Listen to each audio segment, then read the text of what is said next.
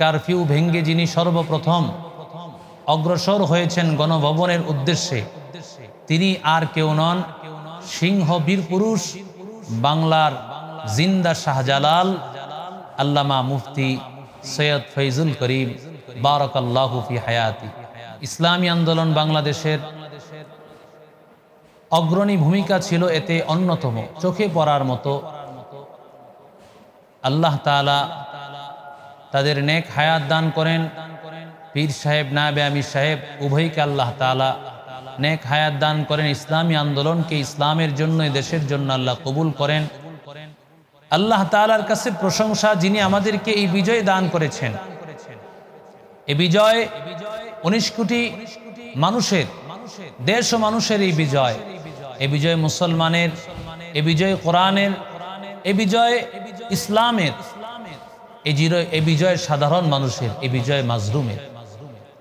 এই জন্য এই বিজয়ের এই মুহূর্তে, বিজয়ের এই সময়ে আমরা সর্বপ্রথম আল্লাহ তাআলার শুকর আদায় করব। কারণ আল্লাহ তাআলা বলেছেন, ইযা জাআ নাসরুল্লাহি ওয়াল ফাত, মক্কা বিজয় যখন হয়ে গেল, আল্লাহ তাআলা বলতেছেন, যখন বিজয় চলে এসেছে, যখন সাহায্য চলে এসেছে, ওয়ারাআইতান নাসা ইয়াদখুলুনা ফি দীনিল্লাহি আফওয়াজা, মানুষেরা কোরআনের দলে, দ্বীনের দলে, দলে দলে ঢুকতেছে, তারা ইসলামের ছায়াতলে ঢুকতেছে। ফাসাব্বিহ বিহামদি রাব্বিকা ওয়াস্তাগফির।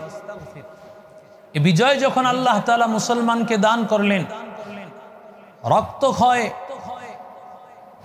হাজারো লক্ষ মুসলমানের তাজা রক্তের বিনিময়ে যখন আল্লাহ তাআলা মুসলমানকে যখন মক্কা বিজয় দান করলেন, আল্লাহ নবীকে ডাক দিয়ে বলতেছেন, নবী, এই বিজয় পাওয়ার পরে আপনি কাফেরদের উপর স্টিম রুলার চালাবেন, তাদের বাড়ি ঘরগুলো ভেঙে দিবেন, তাদের সমস্ত ইবাদতের জায়গাগুলোকে ধ্বংস করে দিবেন।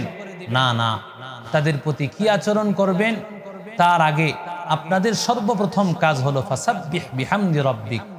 এই একমাত্র বিজয়ের প্রশংসার মালিক আল্লাহ তাআলা। এজন্য আল্লাহর কাছে প্রশংসা করতে হবে যে আল্লাহ, তুমি বিজয় দান করেছো। এই বিজয় আমরা ছিনিয়ে আনতে পারি নাই তোমার সাহায্য ছাড়া। নাসরুম মিনাল্লাহ ওয়া ফাতহুন করিব, হাসবুনাল্লাহু ওয়া নি'মাল ওয়াকিল, নি'মাল মাওলা ওয়া নি'মান নাসির। আমরা বলেছি, আল্লাহ তুমি আমাদের যথেষ্ট, তুমি পারো, তুমি যা করতে পারো সেটা কেউ করতে পারে না। আমাদের হাতে অস্ত্র নেই, আমাদের হাতে কিছু নেই, আল্লাহ তুমি এই বিজয় দান করেছো। এই জন্য বিজয়ের প্রশংসার মালিক আল্লাহ। আল্লাহর কাছে প্রশংসা, প্রথমে শুকর আদায় করতে হবে। এই শুকর আদায়ের মাধ্যম নামাজ পড়ব, আল্লাহ তাআলার কাছে সাধ্যমতো কিছু সদকা করব, এবং রোজা যাদের সম্ভব আমরা রোজা পালন করব। এগুলো শুকর আদায়ের মাধ্যম। রোজা রাখতে পারি, আমরা নামাজ পড়ব, শুকরিয়ার নামাজ পড়ব, এবং কিছু সাধ্যমতো আমরা সদকা করব। 2 নম্বর, ওয়াস্তাগফির, এবং তোমরা রবের ইস্তিগফার করো, তোমরা রবের কাছে ক্ষমা প্রার্থনা করো। এই অবস্থায় তোমরা রবকে ভুলে যেও না, কারণ তোমাদের এই সব কিছু রব দিয়েছেন। সুতরাং তোমরা রবের কাছে ক্ষমা প্রার্থনা করো যে আল্লাহ, আমাদের এত ভুল ত্রুটি সত্ত্বেও আল্লাহ আমাদেরকে নিরাশ করেন নাই, আল্লাহ আমাদেরকে বিজয় দান করেছেন। এজন্য আল্লাহর কাছে ইস্তিগফার করতে হবে, আল্লাহ তাআলার কাছে ক্ষমা প্রার্থনা করতে হবে।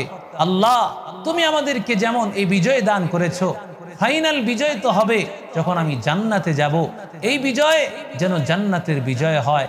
এই বিজয় যেন ওয়ারাসাতুল আম্বিয়া, ওলামায়ে কেরামের সাথে পৃথিবীর মানুষগুলো, আমরা যেন সবাই নবীর সাথে, সাহাবীদের সাথে একসাথে আবার ওই বিজয়ের পতাকা উঠিয়ে আমরা যেন জান্নাতে যেতে পারি, সেই প্রত্যাশা সকলের কাছে। কিন্তু বর্তমানে আমরা যা লক্ষ্য করতে পাচ্ছি, মানুষেরা, বাংলাদেশের উৎসুক জনতা, যারা এই বিজয়ের উল্লাসকে উদযাপন করতে গিয়ে সরকারি বিভিন্ন স্থাপনাতে তারা ভাঙচুর, হামলা, অগ্নিসংযোগ, লুটতরাজ সহ বিভিন্ন এমন কার্যকলাপ তারা করতেছে যেটা ইসলাম সমর্থন করে না। ইসলাম এটাকে কখনো সমর্থন করে না। জ্বালাও পোড়াওকে ইসলাম সমর্থন করে না। এই রাষ্ট্রীয় সম্পদ যারা গণভবন থেকে বিভিন্ন মাল সামানা নিয়ে এসেছেন, যারা সংসদ ভবন থেকে মাল নিয়ে এসেছেন, এগুলো একটাও কিন্তু কারো ব্যক্তিগত কোনো শেখ হাসিনা বা কারো কোনো ব্যক্তিগত মালিকানা নয়। এগুলো সব কিছুর মালিক জনগণ। জনগণের প্রত্যেকটা মাল, 19 কোটি মানুষের প্রত্যেকে এর মালিকানা। এজন্য আপনি কার মালিকানা সম্পদ নিয়ে এসেছেন? এই রাজস্ব সম্পদগুলো, এই সব সম্পদগুলো, এগুলো সরকারি মাল, এগুলো সরকার এর হকদার। এর জন্য এটা সম্পূর্ণ সমস্ত মানুষ এর হকদার। এজন্য এই সম্পদগুলো আমরা লুটতরাজ করব না, এগুলো ভাঙচুর করব না, এগুলোতে অগ্নিসংযোগ করব না, তাহলে আল্লাহ নারাজ হয়ে যাবেন। আল্লাহ না করুক, হয়তোবা আমাদের উপর এর বিনিময় আমাদের কোনো সুফল নাও আসতে পারে। আমাদের এই আচরণের কারণে আল্লাহ না করুক, আল্লাহ না জানি কোনো আযাবের, কোনো গজবের ফায়সালা এর চেয়ে কোনো জালেম শাসক নিযুক্ত হন কিনা, সে ভয় আমাদের। এজন্য জাতির এই ক্রান্তি লগ্নে আমাদের বিরাট দায়িত্ব হলো আপনাদের কর্ণকুহরে এই আহ্বান পৌঁছে দেওয়া, এই কথাগুলো পৌঁছে দেওয়া যে আপনারা কেউ এই মুহূর্তে এই ভাঙচুর, লুটতরাজ, এই খুন খারাপিতে আপনারা লিপ্ত না হয়ে আল্লাহ তাআলার দিকে রুজু হন। আল্লাহ তাআলাকে, আল্লাহর কাছে বলেন যেন আল্লাহ এদেশকে ইসলামের দেশ বানায় দেন। কারণ যুগে যুগে কেউ এই অন্যায় অবিচার করে কেউ ছাড় পায় নাই, কেউ ছাড় পায় নাই। ফেরাউন ছাড় পায় নাই, নমরুদ ছাড় পায় নাই, আবু লাহাব, উতবা, শাইবা কেউ ছাড় পায় নাই। আল্লাহ তাআলা বাতিল এসেছে যখন নমরুদের আকৃতি ধারণ করে, হক এসেছে ইব্রাহিম খলিলুল্লাহর আকৃতি ধারণ করে। বাতিল যখন এসেছে ফেরাউনের আকৃতি ধারণ করে, হক এসেছে মুসা খলিলুল্লাহ, মুসা কালিমুল্লাহর আকৃতি ধারণ করে। বাতিল যখন আবু লাহাব, উতবা, শাইবা, আবু জাহালের আকৃতি ধারণ করে এসেছে, হক এসেছে মুহাম্মদুর রাসূলুল্লাহ সাল্লাল্লাহু আলাইহি সাল্লামের আকৃতি ধারণ করে। বাতিল যখন এসেছে ফেরাউনি মনোভাব নিয়ে আকৃতি ধারণ করে, যখন শেখ হাসিনার রূপ ধারণ করে, হক এসেছে আল্লামা আহমদ শফি রহমতুল্লাহ আলাইহির আকৃতি ধারণ করে, বাবু নগরী রহমতুল্লাহর আকৃতি ধারণ করে, আল্লামা মুফতি আমিনী রহমতুল্লাহ আলাইহির আকৃতি ধারণ করে।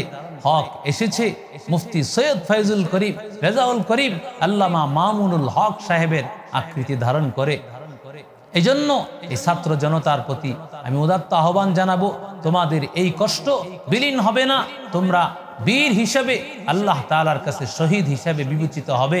তবে এই ছাত্র জনতা সহ যারাই এই কাজের সাথে এখন লিপ্ত আছেন, আমি সকলকে উদাত্ত আহ্বান জানাবো, আপনারা এগুলো থেকে বিরত হন, আল্লাহর কাছে রুজু হন।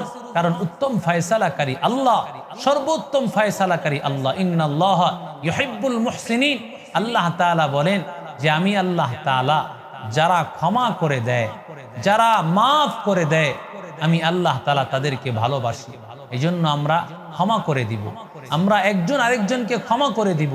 আমরা এই আচরণে যাব না যেই আচরণের কারণে আমাদের মধ্যে আবার এই জুলুম শুরু হয়ে যায়, নির্যাতন শুরু হয়ে যায়। সর্বোপরি সবার কাছে এই আহ্বান, আল্লাহ তাআলা যেন এই বাংলাদেশকে ইসলামের দেশ, কোরআনের দেশ আল্লাহ তাআলা বানিয়ে দেন, সেই আশাই রাখি, সেই প্রত্যাশাই রাখি। নাসরুম মিনাল্লাহি ওয়া ফাতহুন করিব। আসসালামু আলাইকুম ওয়া রাহমাতুল্লাহি ওয়া বারাকাতুহু।